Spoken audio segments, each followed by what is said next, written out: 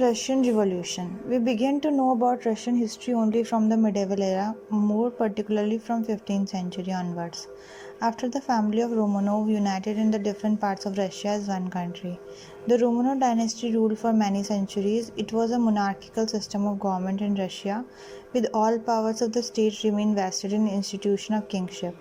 The office of kingship was called Tsar, and it was a complete autocratic form of governance. We can divide the history of modern Russia into two parts, with 1917 revolution as the dividing line. Russia prior to 1917 is called Imperialist Russia under Tsar autocracy, and Russia after 1917 became USSR under communist government.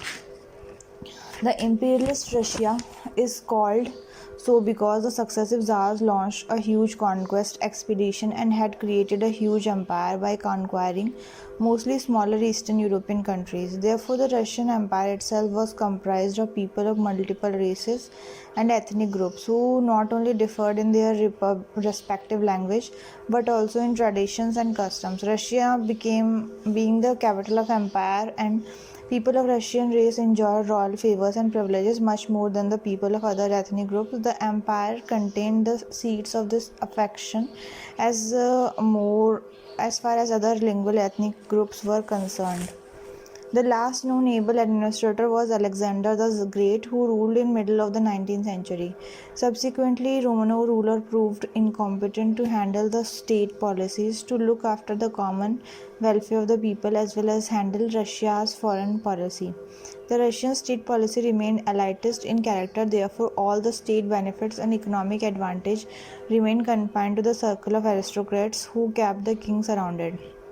The benefit of state policy would not reach to the lower strata of the society. The foreign policy of Russian ruler made losses one after another, giving a severe jolt to the international prestige of Russia.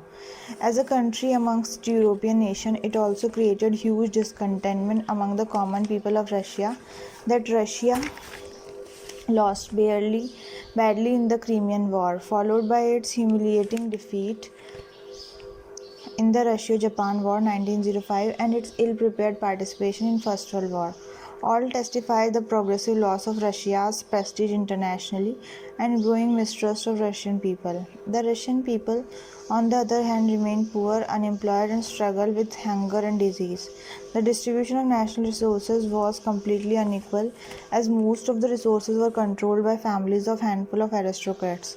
The benefits of state policy never reached them, and their problem was further compounded by imposition of forced arbitrary taxes. Amongst the Russian population, the worst hit was the section of slaves, who although was the main source behind all kinds of economic production, but were kept only at bare subsistence labor. This formed the largest section of Russian population. The contemporary European countries went on making the use of slaves illegal in their respective domains. Many years before, for instance, in America, there was a full-fledged civil war on the issue of slavery between North and South America, with the result of banning slavery across the country. European states enacted relevant laws banning the institution of slavery, but its use continued in Russia unabated, irrespective of international pressure to do away with slavery. Slaves did not have any right, political, economic, and social, and the institution was of hereditary character, means the sons and daughters of slaves would be treated as slaves. Ultimately, one of the Russian monarchs, Alexander, took cognizance of plight and miseries of slaves, and in the year 1861 he passed a law banning the use of slaves across the country. The slaves were free. There was a provision of grant of small plots of land to these liberated slaves to make them to meet their economic sustenance. However, the provisions created more confusion, as those land plots were to be purchased by these people, with most of them having no purchasing power at all. Many of them borrowed money from moneylenders to able to purchase lands, but the rates of interest were so high that the lands eventually were appropriated by moneylenders. Therefore, overall, the condition of the common people remained miserable, were completely devoid of the basic necessities of life, and could be made ready for any attempt to change the system if they were promised a better life. It is in this background that popular political organizations began to appear in Russia, particularly after 1880s. Two most popular political parties were the Mensheviks and the Bolsheviks. The Mensheviks were liberal constitutionalists, whereas the Bolsheviks, under the leadership of Lenin, were radical and planning for violent overthrow of existing system of monarchy.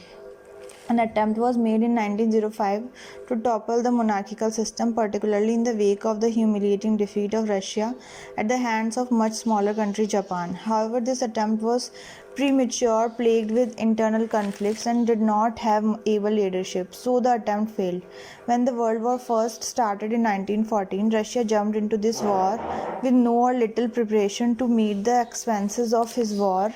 The poor ordinary Russian people were once again forced to pay arbitrary taxes, compulsory military enlistments were forced on them, and thousands of ordinary people without any military training were sent to the war fronts. Taking advantage of the volatile political condition and huge disenchantment of the people towards their monarchy, political parties began working for a possible change in the system. Both the Bolsheviks and Mensheviks took the lead. In February 1917, the first Russian Revolution took place, which succeeded in overthrowing the monarchy. A provisional government was made comprising of both Bolsheviks and Mensheviks representatives, but the period of Russia under a provisional government only witnessed internal strife, infights, rivalries, and all leading to Second Russian Revolution in the October month of the same year, by which the Bolsheviks drove away the Mensheviks, and subsequently a Bolshevik government assumed its office. This was a very important development in the history of the world, because for the first a new model of political government came to be established, and imperialist Russia became USSR. Lenin became president of USSR, and the first thing he did was unilaterally withdraw from the First World War. The new government had to face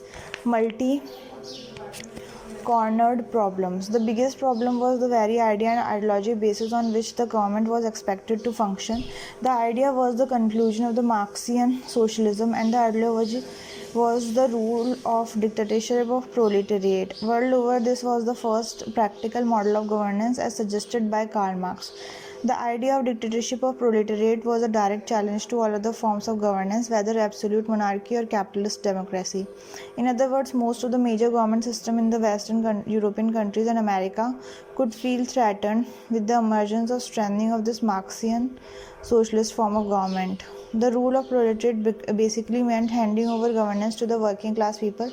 In all Western European countries as well as America, the dominant form of governance was capitalist democracy, where the power to rule remained confined into the hands of a political class which had backing of support of industrialist, capitalist class. Even in these countries, the largest size of population was consisted of working class people, so naturally these countries saw in the rise of Marxian socialism as a government system in USSR as a threat to their own governing systems. The large section of working class people could have got easily inspired by the success of new government of USSR. The new government also faced the problem of severe lack of funds and shortage of money, as it inherited almost an empty royal treasury.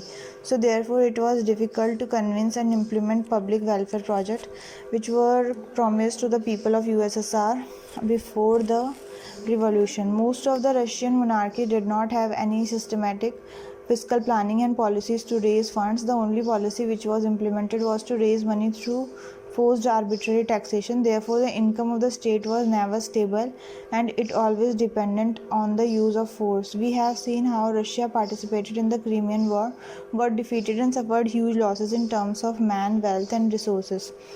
Similarly, her war with Japan ended in another humiliating fiasco with huge economic losses, and same was the story in the First World War.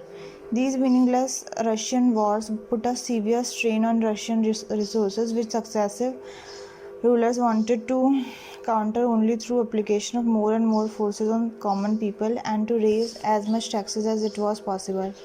And most important problem of the new government came from the skyrocketed expectations of the common people from this government, as if most of the problems were going to be solved as this was their government and their rule of proletariat. Therefore, delaying reforms project for a longer period of time could be detrimental for this new government, that people might not turn hostile.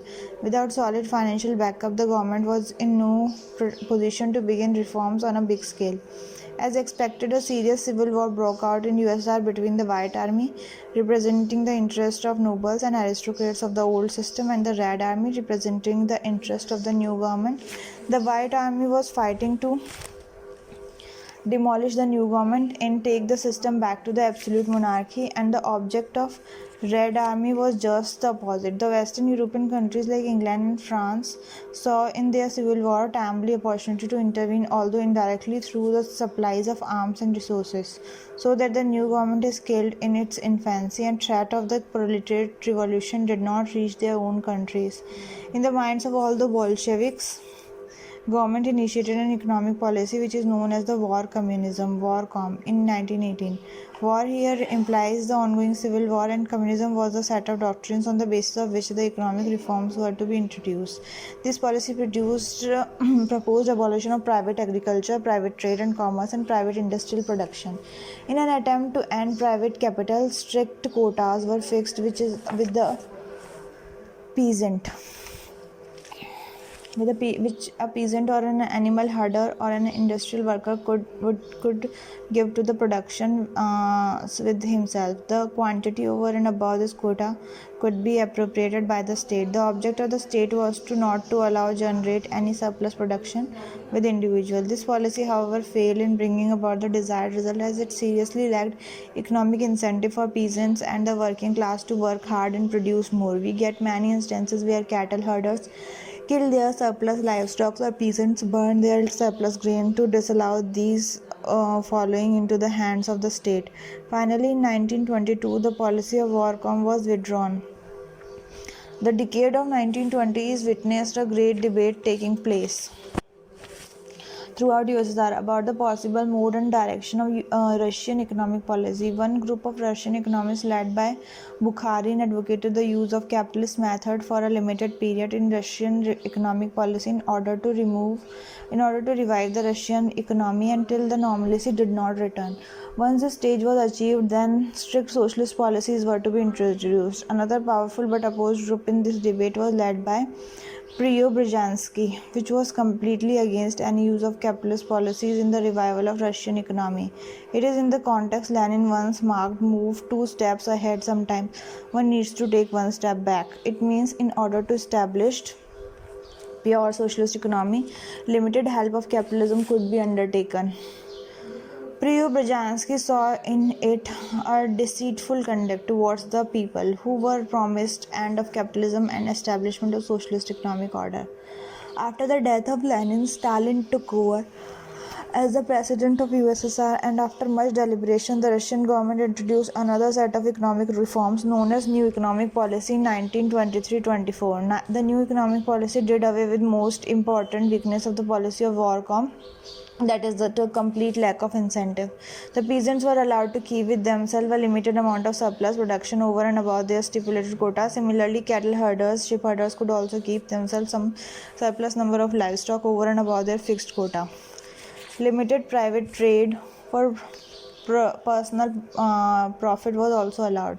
In New Economic Policy finally came to an end in 1928, and by 1928 the economy of USSR not only recovered, but it was brought back to the level from where application of strict socialist principle could be initiated through the introduction of the 5-year plan. And with the introduction of the first 5-year plan, USSR entered into the era of planned economic growth.